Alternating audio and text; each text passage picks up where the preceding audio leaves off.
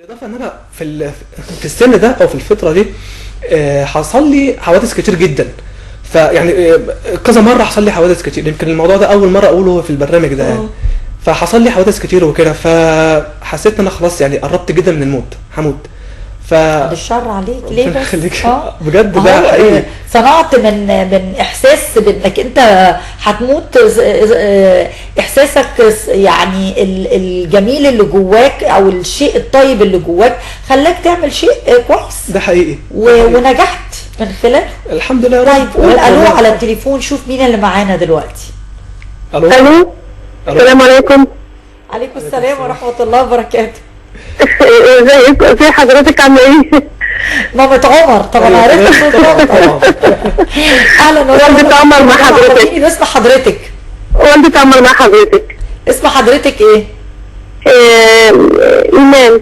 مهندسة ايمان. ايوه مهندسة ايمان، اهلا وسهلا بيك يا باشمهندسة.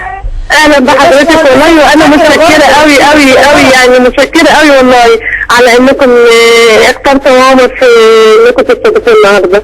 متشكرة قوي يعني. احنا بنشكر حضرتك على انك جبت لنا عمر هذا الفنان الجميل، وكمان بنشكرك ان انت ساعدتيه.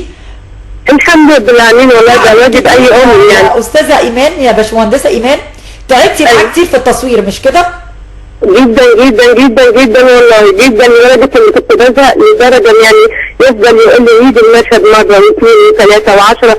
بتعب جدا ونقول له يا عم خلاص انا مش قادره اشوف حد بيفهم في الكاميرا، انا مش قادره افهم.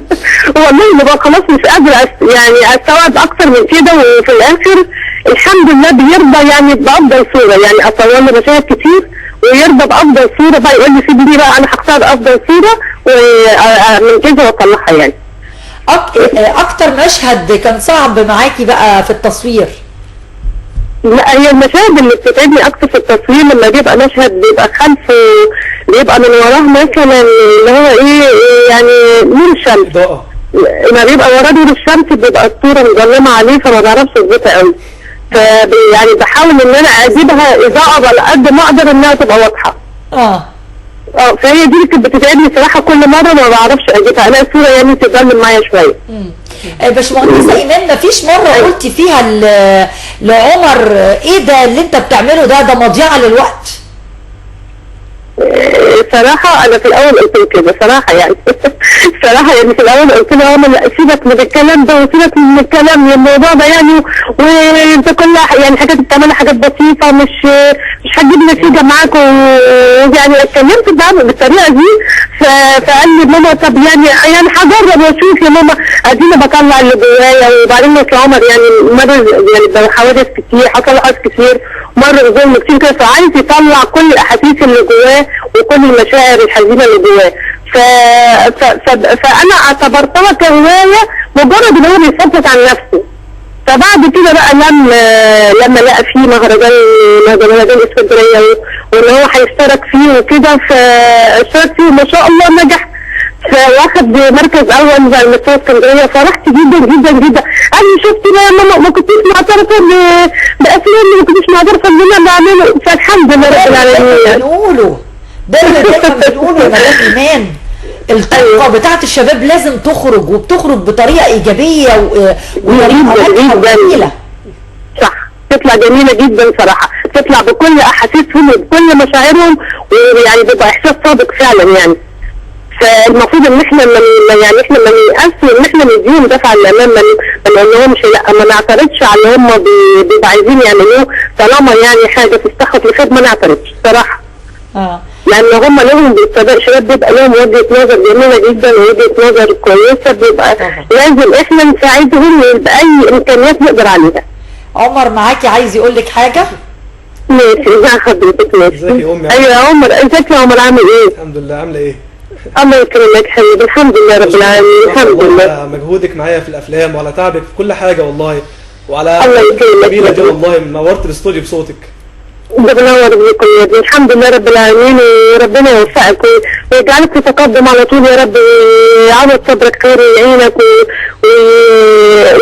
ويجعلك في احسن مناصب ان شاء الله باذن الله. يا رب. دعواتك بس اهم حاجه، ادعي لنا عشان لو يعني ربنا لو يفتح لك بوصل الحال. لحاجه بوصل بيكي يعني.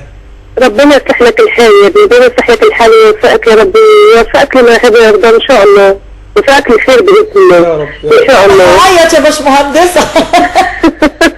ما يعني هو ده يعني احساس الام، احساس الام بيبقى صراحه يعني احساس الام بابنها او بنتها بيبقى الاحساس بيبقى عايزين يشوفوا ولادهم احسن الناس يعني. طبعا. فالحمد لله ربنا يوفق كل الاولاد عشان خاطر اهاليهم يعني. يا رب اللهم امين يا رب، يوفق حظهم جميعا يا رب. انت كمان هتتقاسمي معاك جايزه يا باشمهندسه مش كده؟ نعم نعم هتتقاسمي معاك جايزه بقى يا باشمهندسه. هتطلعوا والله البيت كلها.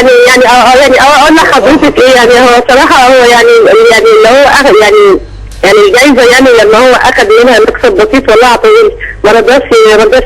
قال لي ده اقل حاجه اعملها معاكي والدتي كده يعني. بيطلعوا والله الجايزه كلها.